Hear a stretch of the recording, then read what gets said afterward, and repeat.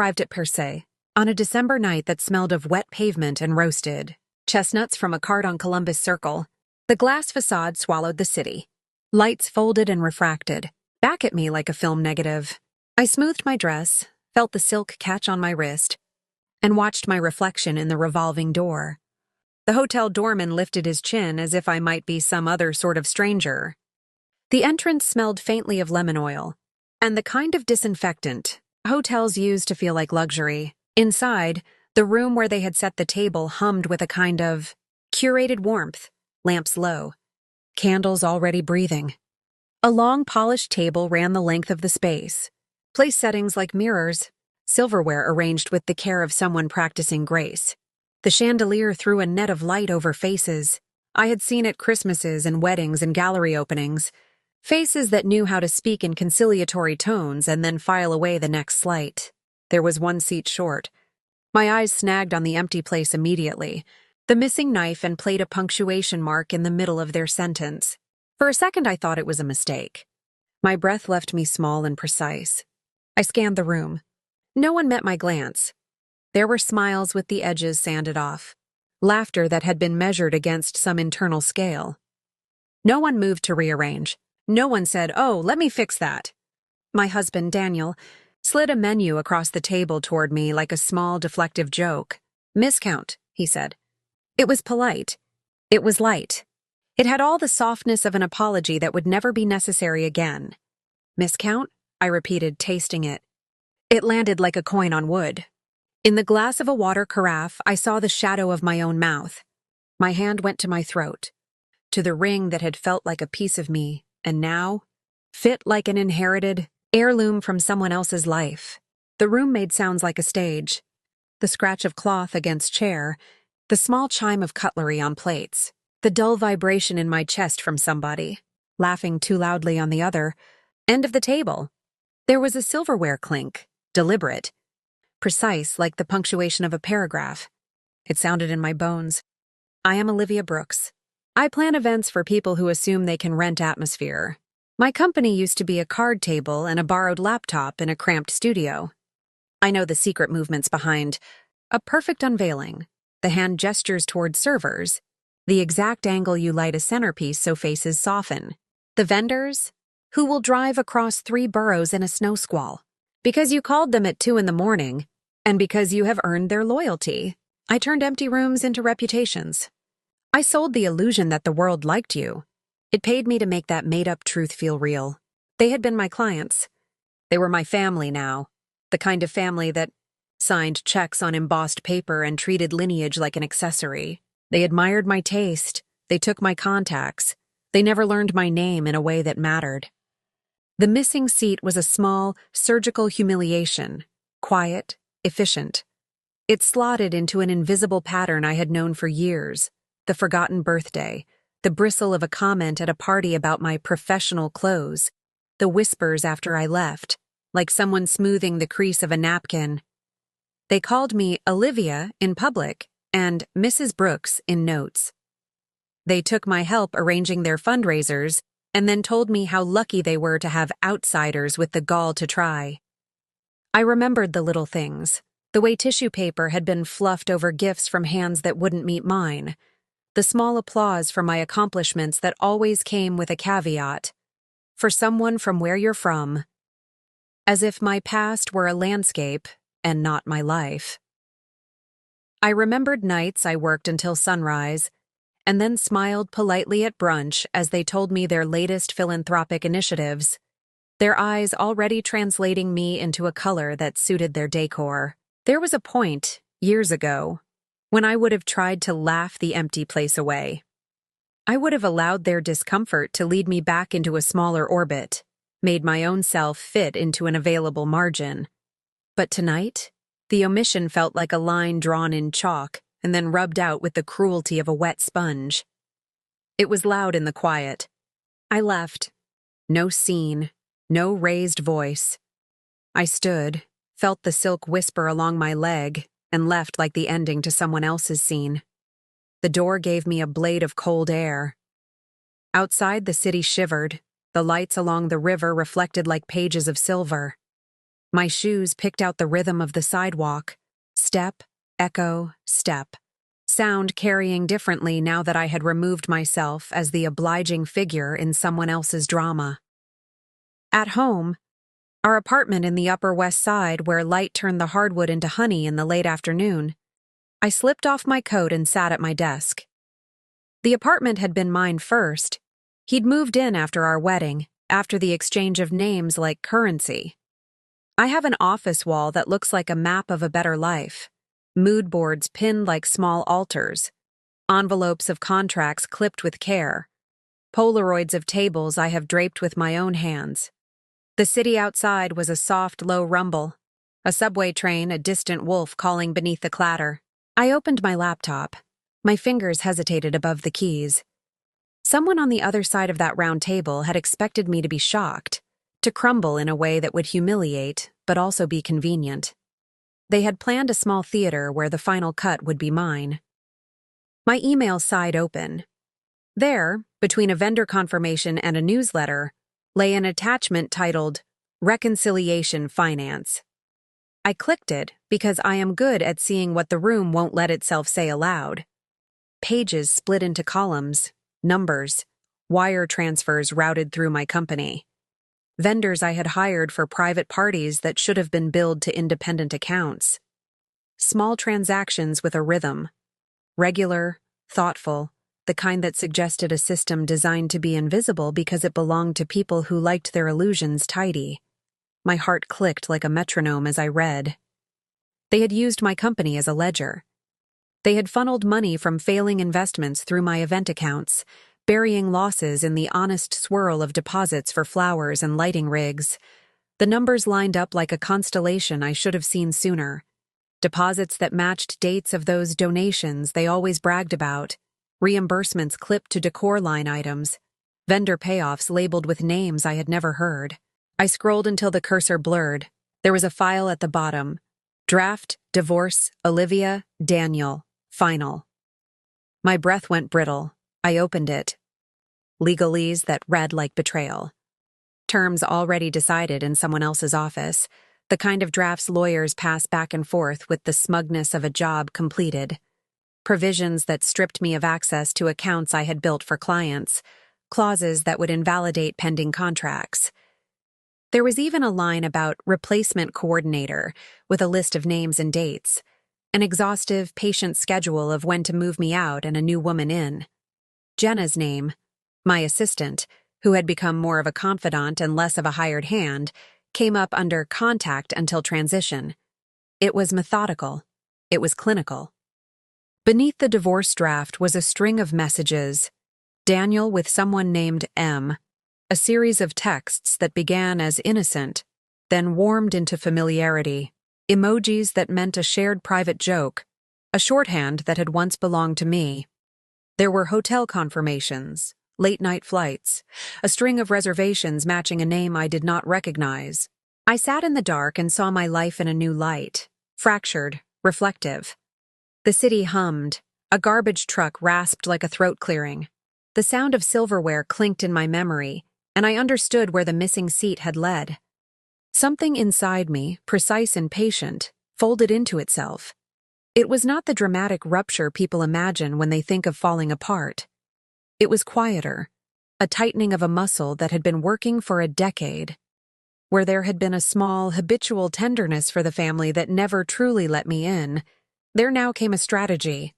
Not revenge like a live wire, but revenge as craftsmanship. I called Jenna. Her voice was tired. "You're home?" she asked. "Per se," I said. "One seat short." She exhaled. "They did what? Olivia, they—" "Listen," I said. "Go through vendor contracts. Pull every invoice from my company for the last 3 years. Put them in a folder called Audit. Stop taking calls about their accounts except to record them. Call Victoria." "Victoria Price?" she asked, surprised. "Victoria Nolan, Victoria Price, my lawyer, a woman with hair cropped like a soldier and the kind of mind that arranged arguments like chess pieces." "Yes, Victoria Price. Tell her it's urgent." I hung up, and my hands found the drawer beneath my desk. There, In a velvet-lined box lay a small recorder I used at interviews, at tastings, at the audification of a client's memory. I had learned somewhere along the way that being prepared meant being real about what might go wrong. I plugged the little device into my laptop and began to move. I called Victoria. She answered on the third ring, her voice steady in a way I had always admired. "Olivia? Can you come by?" "I can be there in 40 minutes. What's wrong?" "Everything," I wanted to say. "Not tonight." I told her the barest things. She did not rush. I told Jenna to call every major vendor tied to the family's upcoming events: vineyards in the Hudson Valley, the yacht they'll board in the spring, the reservations at the hotels with the marble lobbies that like to pretend they are private islands. I told her to say the word audit, and to be precise but not accusatory. Vendors love precision. They hate the uncertainty of being used. They will line up with people who have been good, with people who show respect. I had earned that. There is a cruelty in systems that look like generosity.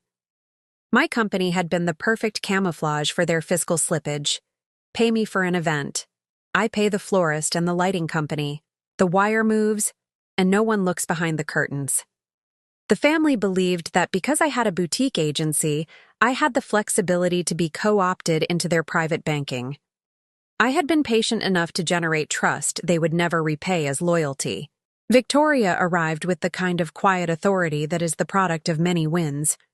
She brought a legal pad and a black coat and sat opposite me in the kitchen while I poured coffee like I was filling a vessel I had been holding for someone else. She went through the files with the patience of someone who expected to find what she had expected to find. "This is bigger than you thought," she said, underlining a line with a black pen. She is always calm like that.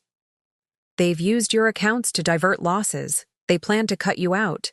These drafts, Olivia, someone has been preparing this as if they knew you'd be in the right place in the wrong moment." I told her about the dinner. I told her about the missing seat. She made no face that betrayed surprise.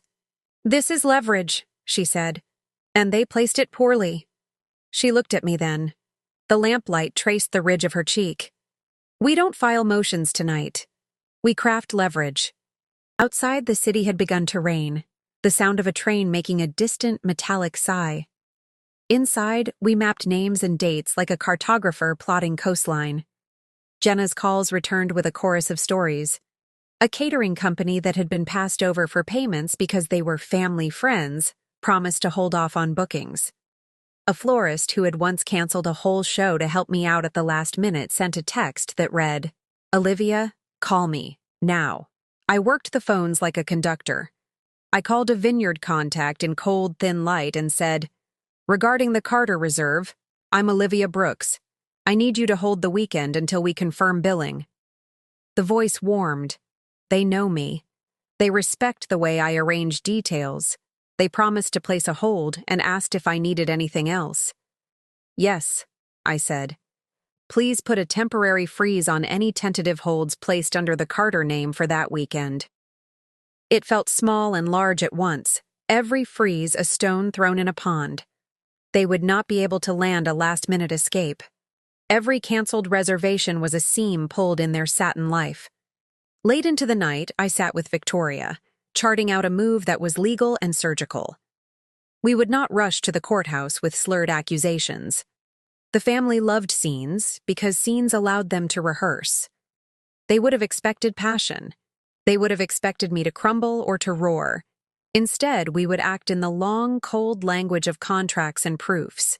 We would be immovable and administrative. Vindication wrapped not in vengeance, but in a ledger. We compiled the evidence: emails, wire transfers, vendor statements that showed missing payments going into obscure accounts, draft divorce papers with dates. Jenna arranged everything into an ethos of clarity. There was a kind of ruthless artistry to the way evidence stacked, numbers stacking like building blocks that would topple a facade. I slept in small increments like a person who hadn't seen a storm's full approach, and yet felt the pressure change in their bones. In the morning, the family woke up to an inbox that had begun to empty. Reservations that had been placed under Daniel's sister's name were suddenly calls on hold. The hotel block at a boutique Manhattan hotel, booked for a weekend gala, received an official audit request. The yacht charter placed a tentative hold, but the captain's office, polite and professional, called to confirm funding. The vendors called me back not with anger, but with a kind of solidarity earned over a decade of showing up. By noon, there were small tremors. A caterer who had once been shrugged at in the hallway of a fundraiser called Daniel directly to say, "I'll need a signed contract and immediate deposit before we hold the date." It is funny how professional respect translates into the language of money. I had no wish to ruin anyone. I had a wish to be seen on terms that were fair. When people are allowed to use someone else as their ledger, it's a kind of stealing that is intimate and slow. They take familiarity and turn it into a convenience that ends with you being invisible. Word moved like a wind through the family's network. At first, the panic was muffled, a whisper that might be dismissed as rumor. Then a server on the restaurant's reservation staff called our assistant asking if Mr. Carter would confirm payment for a private dining room. He could not. The bank had called an audit. The vendors, protective of their margins and reputations, preferred to be prudent. That afternoon, my phone lit with a call from my mother-in-law, Evelyn. Her voice was the sharp, bright thing a woman uses to file a complaint about an unmade bed in a hotel. "Olivia," she said, "we need to talk." She arrived at my building with that economy of movement old money women cultivate. Every accessory selected to communicate status rather than affection. Her coat was the gray of a rainy January sky, her gloves folded precisely like parentheses. She stepped into my apartment with the air of someone entering a room they had already decorated in their mind. "You withdrew reservations," she said immediately, hands at her sides. Her voice carried the condescension of someone surprised by a piece of furniture that wasn't to her liking. "I put holds pending clarification," I said. "There were discrepancies in the billing." She laughed in that small way people do when they don't know how to be furious and condescending in the same breath. "Billing? Olivia, there are easier ways to handle money." "Would you like me to step through the invoices with you?" I asked. She blinked. "You could have called first." "You could have respected me," I said, and it surprised me how calm my voice stayed. I did not shout. I did not cry. I merely spoke like a person who knows the exact temperature of their own blood. "You've made an awful scene," she said. "You married into our family. You should know how to—" "I know how to schedule staffing for a gala," I said. "I know how to make sure the linens are ironed and the lighting renders skin well. I also know how to read a balance sheet. I didn't make a scene. I made a call." Her face tightened. There was something savage in the way she once smoothed the napkin folds at my own wedding. Her smile became a file. "Do you think this is all?" she whispered, voice low, like she wanted the walls to keep the conversation. "You think you can walk away with my son's name attached to everything you do and then punish us? There are windows. There are people who will see you as the one who ruined an evening." "Maybe some people will see things differently," I said. "Maybe they'll see that when the system that rusted under your family's hand is exposed, the rust is not my fault."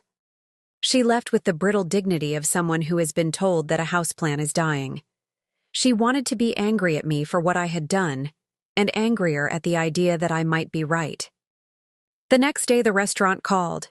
They were a small family-owned place with walnut tables and a chef who'd once worked for me on a pop-up. The manager sounded like someone who'd been taught to be polite by a parent who said please instead of demand. "There was a cancellation," he said. "I'm so sorry. It's been difficult. I just wanted to say that if there's anything you need." He meant solidarity. He meant, we remember. By the time the mother-in-law returned to the scene in person, there was a ripple I had not intended, but that I had accepted. Vendors who had previously been told by the family that they were objections to payment began to call the family instead of me, asking for receipts and proof of funds. A vineyard that had been counting on a lucrative long weekend suddenly found its calendar open.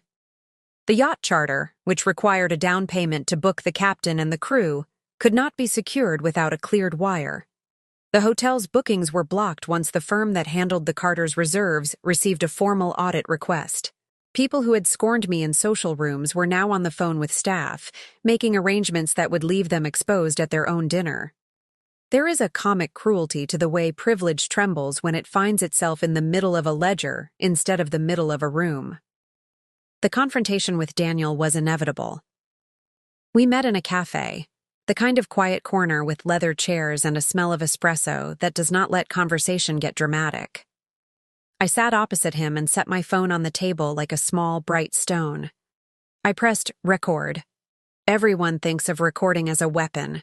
It is mostly a tool for clarity. He looked smaller than he used to look across a home dinner table. That ease you get with a person you expect to never be called to account had fallen away.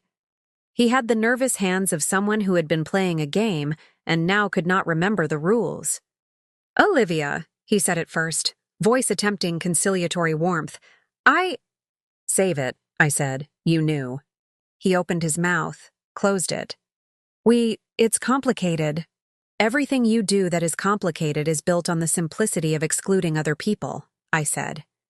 "You used my company. You hid payments in my accounts.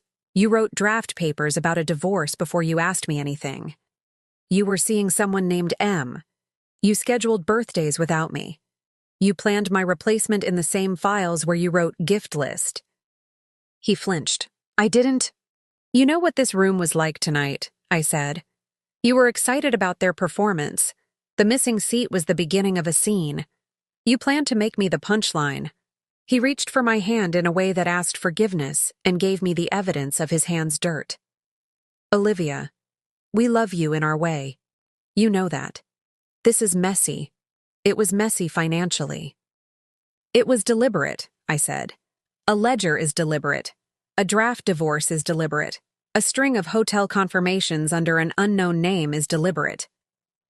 "I thought we could fix it," he said, as if confession might wash something away. "I thought you would be understanding." "Understanding is not consent," I said. "Understanding is neither silence nor complicity." I set a file on the table, a neat stack of PDFs printed and clipped. Wire transfers, vendor statements, emails with subject lines like "re-quick favor." He read them like someone watching their own life scroll by on a screen. "Olivia," he whispered, "please." "Please what?" I asked. "Please don't ruin me? Please make it easier for you? Please—" He could not finish. He had learned to rely on the dull, constant hum of people who would smooth the edges for him. He had not expected a person who had been smoothed to stand up and become a razor that practiced kindness carefully. I pressed the recorder stop. "Victoria will be in touch," I said. "My assistant will be in touch with your vendors and banks. This is about practices, not spectacle." He reached for me then, old habit thin as a thread, but I did not step into it. He had worn our life like a tailored coat. It had fit him. I had patched the lining for years. I would not be its mending now to suit his wardrobe. The walk home was blunt and clear. People looked at me the way people look at someone who has decided to remove a veil rather than be shamed. There was no dramatic scene. There was no reconciliation. There was the cool, private authority of someone who had learned to translate humiliation into process. 2 weeks later, the city had a new rhythm. There were quiet interviews with accountants. There were meetings where their interactions were documented. Vendors who had once been receiving payments in cash now demanded wire confirmations. The family found that the fixtures of their social life, yacht charters, reservation blocks at restaurants with wait lists, the sourcing of rare flowers, were not the simple commodities they had taken for granted. I kept working. My clients, people who had known me before I had learned to feel the cold of an empty seat, called to confirm bookings. They said things like, "We need your eye on this event," and "We trust you." I found a new softness in how some people treated me, not pity, but professional respect that refused to tuck me back into my assigned place. That felt like a small kind of victory. There were nights when my phone would light with Evelyn's missed calls. Friends who had once pretended not to notice my absence returned with tentative apologies, or sometimes silence. The family gathered in rooms that had been waiting for them to perform their myths. I did not attend. Finally, the very last exchange came as quietly as the rest. A letter from their lawyer, Rebecca Nolan, arrived proposing that we negotiate in good faith. The letter used the same velvet language they had used in life: amicable, discreet, mutual respect. I read it and folded it like a map and placed it in a drawer. There was no dramatic courtroom scene. There was a restructuring that recognized the truth of numbers. They settled certain debts to my company and restructured the rest as a matter that would be handled in private arbitration. The public lives carried on. People wanted things cleaned up without drama. That was how they preferred it. The small ledger I had built into something visible forced them to do work they had avoided, paying their bills honestly, being accountable with their money. When the dust settled, what remained was a strange, clean air. I have not loved Daniel the way people write of romance since the sound of the silverware that night. I still see him in rooms and in people who would rather avoid the messy business of fairness. He lives with the consequence of a life folded to convenience. I walk now with a different measure. I still plan events. I still arrange light so faces look kinder in photographs. But when I step into a room these days, I carry with me the trace of the ledger and the proof that my life cannot be counted as a line item. I have learned to let companies owe me for what they took, and to accept that people who never learned to include me will find different ways to be present. This was not about vengeance in the sense of spectacle. It was about reclaiming accounting. It was about the slow, deliberate work of showing that systems that hide behind familiarity can be pulled into the light and asked, politely, to stand up and explain themselves. My revenge was quiet and efficient and ugly only to the extent that it exposed the ugliness already present.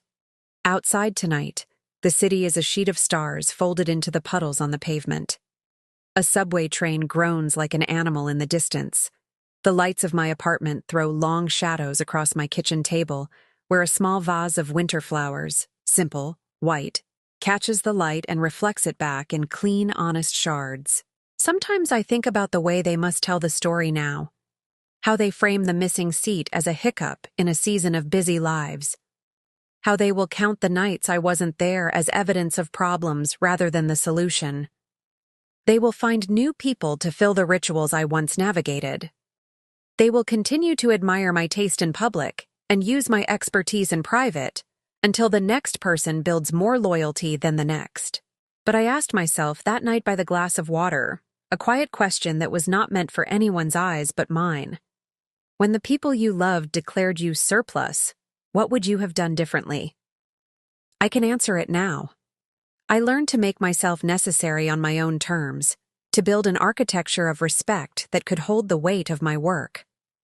I learned to turn the tools that once bound me into instruments of my own choosing. Who gets to count you, and who gets to profit from the count? I close my laptop. The city hums like an old machine with new oil. I pick up my coat. The door clicks shut behind me. The light from the street catches the edge of a ring on my hand, not as proof of a belonging someone else assigned me, but as a small private glint of what I have chosen to carry forward. I walk away,